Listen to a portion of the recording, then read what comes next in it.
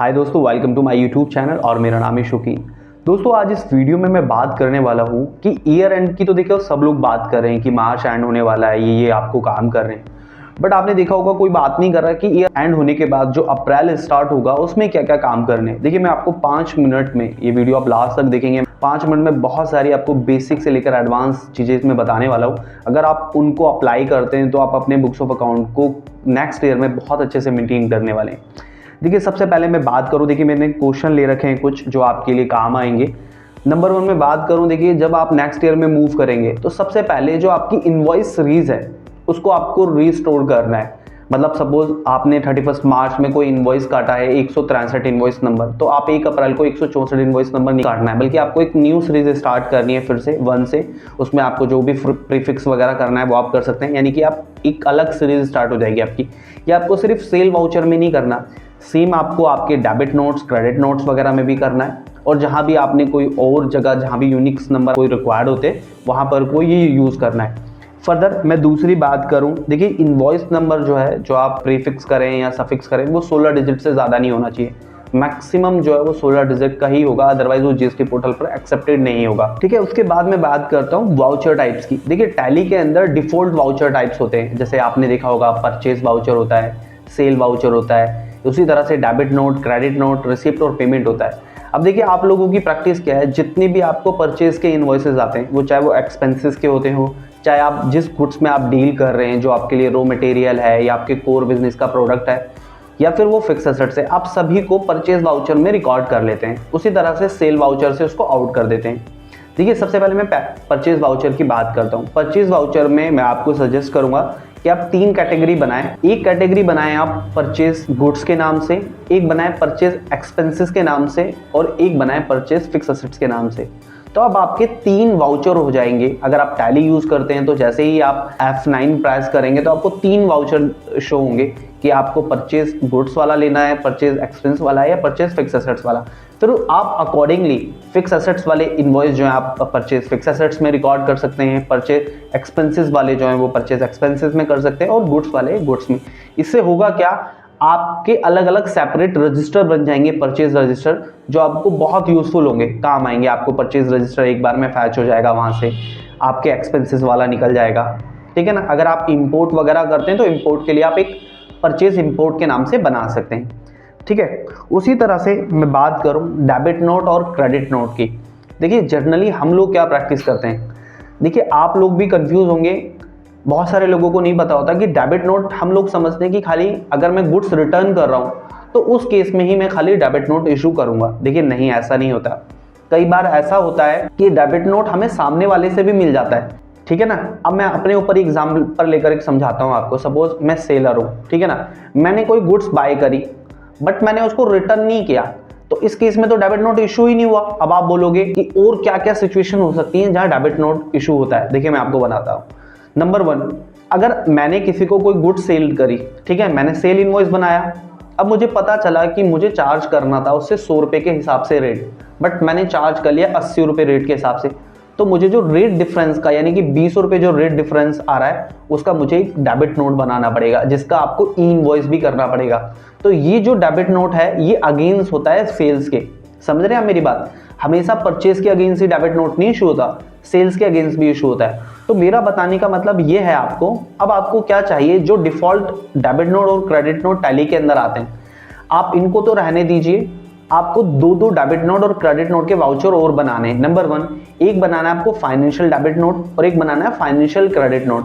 देखिए, financial debit note और financial credit note मैं इसलिए बोल रहा हूँ, ये डॉक्यूमेंट आप वहां यूज कर सकते हैं जब आपको कोई किसी से क्रेडिट नोट आया, कि सपोज किसी ने आपको क्रेडिट नोट दिया बट उसने उसके अंदर जीएसटी नहीं लगाया, या आपको किसी को कोई क्रेडिट नोट इशू करना है, आप जीएसटी चार्ज नहीं कर रहे हैं, यानी कि नॉन जीएसटी वाउचर्स के लिए आप फाइनेंशियल डेबिट नोट और क्रेडिट नोट का यूज कर सकते हैं। वहीं मैं डेबिट नोट टैक्सेशन वाले में बात करूं, जीएसटी वाले पोर्शन में, तो देखिए वहां 2 डेबिट नोट वाउचर आपको चाहिए और 2 ही क्रेडिट नोट वाउचर चाहिए। नंबर 1, देखिए अगर मैं सेलर हूं तो ऑब्वियस है मैक्सिमम चांसेस होंगे कि मैं क्रेडिट नोट इशू करना पड़ रहा है मुझे, क्योंकि मुझे कोई गुड्स रिटर्न आ रही है, तो वहां तो मैं कर दूंगा क्रेडिट नोट, क्योंकि मैंने डिफॉल्ट वाउचर बना रखा है। अब सपोज मुझे सामने वाले से कोई डेबिट नोट आ गया, अब मुझे उसको क्रेडिट नोट में रिकॉर्ड करना है। तो उसको आप कहाँ करोगे? उसी वाउचर में जिसमें आप सेल्स रिटर्न डालते हो? नहीं, अगर आप ऐसा करोगे तो आपकी जो सीक्वेंस है वाउचर्स की वो हिल जाएगी। वो हिल कैसे जाएगी? सपोज मैंने number 1, number 2, number 3 credit note मैंने इशू करे अगेंस्ट सेल्स के, ठीक है ना। अब सामने से मुझे कोई डेबिट नोट आ गया, अब वो मुझे रिकॉर्ड करना है अपने क्रेडिट नोट में। अब मेरे पास कोई अलग वाउचर नहीं होगा तो आप क्या करोगे? उसी वाउचर में इसको भी रिकॉर्ड कर दोगे। तो नंबर जो 4 है आपका, सीरीज का नंबर 4 जो है वो अलॉट हो जाएगा आपके आगे डेबिट नोट के अगेंस्ट में। तो अब जब आप रिटर्न फाइल करोगे, वहां पर डॉक्यूमेंट आपको डालने होते हैं GSTR1 में, वहां वो स्किप होगा। तो इसलिए आपको चाहिए कि एक बनाएं आप debit note received from supplier, या फिर जो भी आपको नाम लगे, यानी कि 2 बना सकते हैं, debit note purchase, debit note sale, credit note purchase और क्रेडिट नोट परचेज। तो अकॉर्डिंगली फिर आप उसमें अपनी एंट्रीज को कर सकते हैं। उसके बाद मैं बात करूं RCM की। देखिए बहुत सारे लोग क्या करते हैं, RCM के अगेंस्ट में जो उनको इनवॉइसेस रिसीव होते हैं वो उनको परचेज वाउचर में ही रिकॉर्ड करते रहते हैं। देखिए बहुत बड़ी गलती करते हैं वो लोग। इसमें गलती क्या है? देखिए परचेज जो रजिस्टर है उसमें आप अपने एक्सपेंसेस के, फिक्स एसेट्स के या गुड्स वगैरह के इनवॉइसेस रिकॉर्ड कर रहे हो, ठीक है ना। और उसमें जो परचेज वाउचर में जो सीक्वेंस नंबर चलता है वो डिफॉल्ट चलता है 1 2 3 4 5 6 7 8। बट RCM के केस में क्या होता है, अगर आप RCM के केस में क्या होता है, आप जो GSTR1 फाइल करते हैं वहां आपको जितने भी आपने डॉक्यूमेंट इशू किए हैं उनकी डिटेल्स डालनी होती है। तो वहां जब आप RCM की डिटेल डालोगे वाउचर नंबर की, तो वह तो स्किप होंगे बहुत ज्यादा। सपोज आपने आज कोई RCM का बुक किया इनवॉइस, फिर आपने 4 दिन बाद किया, इस बीच आपको परचेज या फिक्स एसेट्स के बिल आ गए, तो उस सीरीज को आपको मेंटेन करना है। तो इसलिए आपको चाहिए कि आप सेपरेट एक वाउचर और बना लें परचेज RCM के नाम से, ताकि जितने भी RCM के बिल आप उसमें रिकॉर्ड करें और वो सीरीज आपकी बिल्कुल सीक्वेंस में रहेगी। 1 से लेकर अगर 100 तक भी आप इनवॉइस इशू करते हैं तो वो सारे के सारे सीक्वेंस आपकी GST पोर्टल पर अपडेट हो जाएगी। उसके बाद मैं बात करूं GST की। देखिए बहुत सारे लोग क्या करते हैं, इनपुट CGST, इनपुट IGST और इनपुट SGST के लेजर बना लेते हैं, या कुछ लोग ऐसा भी नहीं करते, वो खाली CGST, SGST और IGST के लेजर बना लेते हैं और इसी में अपनी आउटपुट और इनपुट दोनों की ट्रांजेक्शन करते हैं। देखिए मेरा सजेशन तो ये है, अगर आप इस तरह की कोई प्रैक्टिस कर रहे हैं तो आपको चाहिए कि आप लेजर्स अलग अलग बनाएं, इनपुट के अलग और आउटपुट के अलग, और इनपुट में भी आप रेट वाइज बनाएं। इनपुट CGST 9%, इनपुट IGST 18%, इस तरह के लेजर्स बनाएं। ये आपको आपकी रिकंसिलेशंस वगैरह में बहुत हेल्प करते हैं। फर्दर मैं बात करूं TDS की। देखिए TDS में 2 होते हैं, TDS पेबल और TDS रिसीवेबल। देखिए TDS पेबल में क्या होता है, अगर आप किसी का TDS काट रहे हैं तो बहुत सारे लोग क्या करते हैं, खाली TDS पेबल करके उसको रिकॉर्ड कर लेते हैं। उन्हें पता ही नहीं होता कि किस सेक्शन में उन्होंने TDS डिडक्ट किया। अगर आप भी ऐसी गलती कर रहे हैं तो आगे से ऐसा ना करें, बल्कि आप सेक्शन वाइज लेजर्स ओपन कर लें, जैसे TDS under section 194I, TDS 192B, TDS 194J।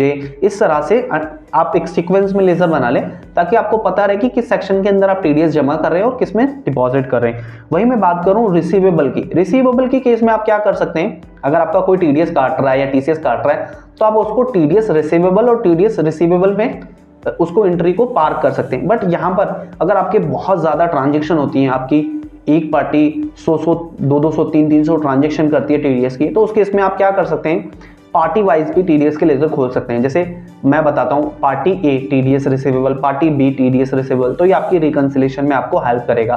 और लास्ट पॉइंट ये, अगर आप भी GST से रिलेवेंट जो इनवॉइसेस होते हैं उनको जर्नल में रिकॉर्ड करते हैं तो आप बहुत बड़ी गलती करते हैं। ऐसा आपको बिल्कुल नहीं करना है, क्योंकि वो फिर जो है आपकी GST एरर्स वगैरह में भी जाते हैं और आपके GST मिसमैच में खड़े हो जाते हैं, जो बहुत प्रॉब्लम करते हैं। जर्नल वाउचर में नॉन GST वाउचर ही रिकॉर्ड करने चाहिए। तो आई बिलीव ये वीडियो आपको बहुत पसंद आई होगी। इसमें मैंने सारे पॉइंट ऑलमोस्ट क्लियर कर दिए हैं, बट फिर भी अगर आपका कोई डाउट है तो आप कमेंट बॉक्स में मुझसे पूछ सकते हैं, मैं आपके क्वेश्चन को आंसर करने की कोशिश करूंगा। तो इस वीडियो को आप फटाफट से आप उन सभी दोस्तों के साथ शेयर कर दीजिए जो अकाउंट्स वगैरह का काम करते हैं। मिलते हैं नेक्स्ट वीडियो में, तब तक के लिए बाय बाय।